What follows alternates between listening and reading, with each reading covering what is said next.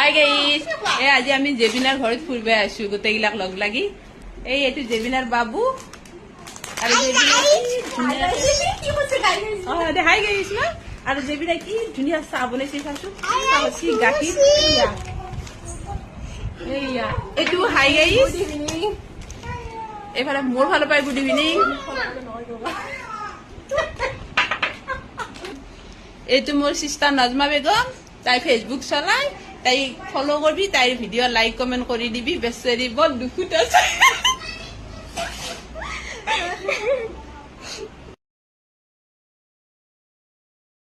নতুন ডিজাইন, মই কিবা বেলেগ বুলি আছিলো।